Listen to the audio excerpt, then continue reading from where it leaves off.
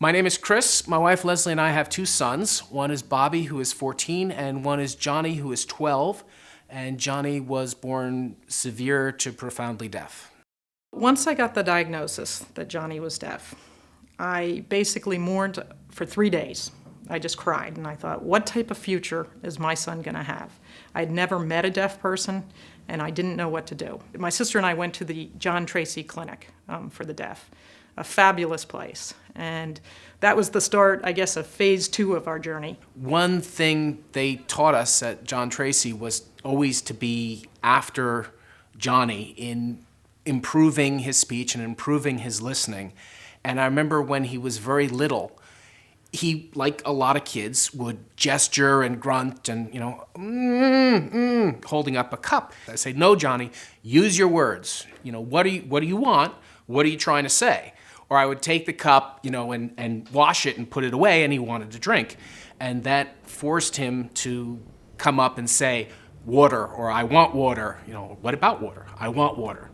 And so we had to draw these things out from where, if you did that normally, you would be a pain in the neck. Johnny went through a couple programs at John Tracy. He went through Demonstration Home, which is, again, for infants, and then he went to their preschool, and I attended their support groups.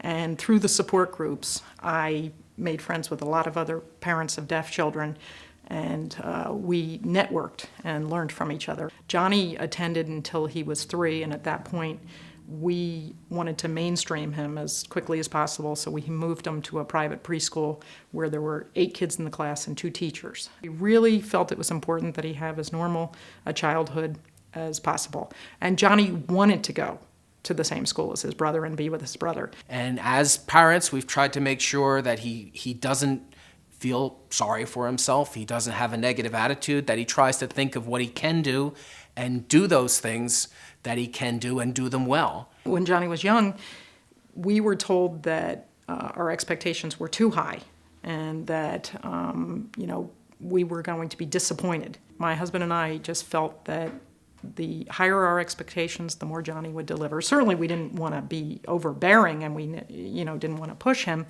but we knew Johnny. He's very competitive. He wanted to keep up with his brother, so we sort of took advantage of that. There was one time when Leslie's mom was teaching Bobby to read that she was sounding out words for him, and she would say, all right, this is bat, B-A-T, bat. And if I put an R sound in front of it, what would it be? And Bobby thought about it for a minute because Bobby's cautious and he likes to be sure. And Johnny behind him yelled out, rat, because Johnny wanted to be part of the learning conversation. Wanted to show, too, that he could get it quicker than Bobby did. So they're very competitive, which, it helps. It helps if there's a little bit of competition, as long as it doesn't get one-sided, and as long as we can keep Johnny from doing his celebration dances in front of Bobby when he gets something right. And we really don't treat him much different than we treat our other son. And some of my friends think that that's too harsh, that we should coddle him more. But I find that with Johnny, the more we expect, the more he delivers. We've always said about deafness that it's the gentlest handicap. And we've always felt that we've been fortunate that Johnny was born when he was born, because now there's so much more available to the deaf community, from hearing aids to digital hearing aids to cochlear implant technology. There is so much more available to a deaf person in terms of access to sound than there's ever been in the history of the world. And it's only getting better. And Johnny now is as mainstream gets. And we're very fortunate and we're very grateful for that.